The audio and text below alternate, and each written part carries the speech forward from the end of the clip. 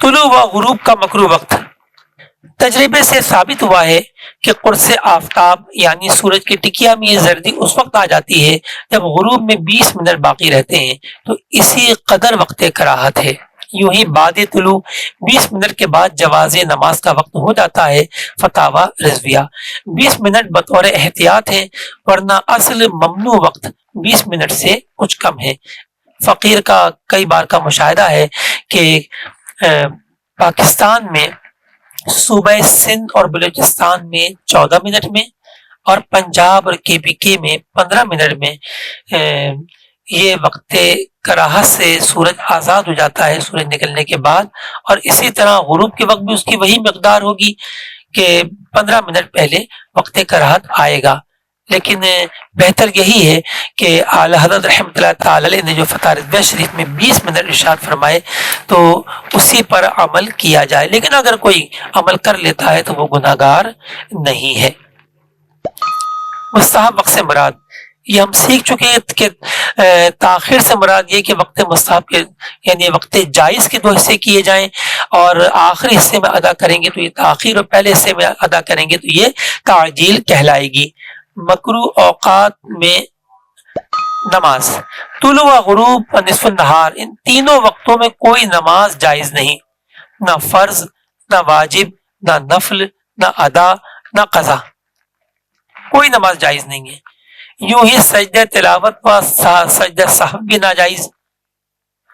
اس روز اگر عصر کی نماز نہیں پڑھی تو اگرچہ آفتاب ڈوبتا ہو پڑھ لے، مگر اتنی تاخیر کرنا حرام ہے۔ حدیث میں اس کو منافق کی نماز فرمایا۔ تو معلوم ہوا کہ اوقات مکروہہ 3 ہیں، طلوع، غروب اور نصف النہار۔ ان کی تفصیل انشاءاللہ ہم آگے سنتے ہیں۔ تو ان میں کوئی بھی نماز جائز نہیں ہے، نہ فرض، نہ واجب، نہ نفل، نہ ادا، نہ قضا۔ سجدہ تلاوت بھی نہیں کرنا چاہیے، اور صرف یہ اجازت ہے کہ اگر عصر کی نماز اس دن کی باقی ہے نہیں پڑھی تو اس کو نماز عصر پڑھنی چاہیے، چاہے سورج آدھا ڈوب چکا ہو، پونا ڈوب چکا ہو۔ اگر کسی نے سورج کی ٹکیا کا آخری کنارہ ڈوبنے سے پہلے تکبیر تحریمہ اللہ اکبر مکمل کر لی اور اس کے بعد آخری کنارہ ڈوبا تو بھی اس کی نماز ادا ہو گئی۔ ہاں، ایسا شخص کہ جس نے جان بوجھ کر تاخیر کی، نہ وہ شرعی مسافر تھا نہ وہ مریض تھا، تو پھر ایسے شخص کے لیے توبہ واجب ہے کہ اس نے حرام کام کیا۔ تو یہ اوقات مکروہ 3 ہیں۔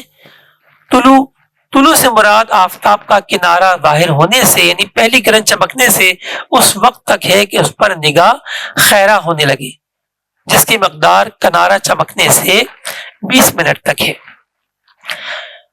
اس وقت سے کہ آفتاب پر نگاہ ٹھہرنے لگے ڈوبنے تک غروب ہے، یہ وقت بھی 20 منٹ ہے۔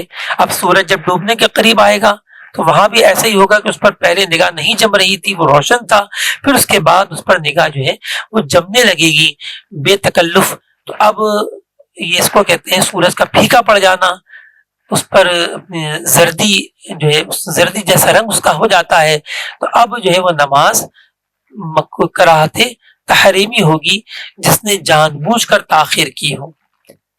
اور نصف النہار سے مراد کیا ہے؟ نصف النہار شرعی سے نصف النہار حقیقی تک، یعنی آفتاب کے ڈھلنے تک، جس کو ذہب کبریٰ کہتے ہیں، یعنی فجر کے طلوع ہونے سے لے کے غروب آفتاب تک آج جو وقت ہے اس کے برابر 2 حصے کریں۔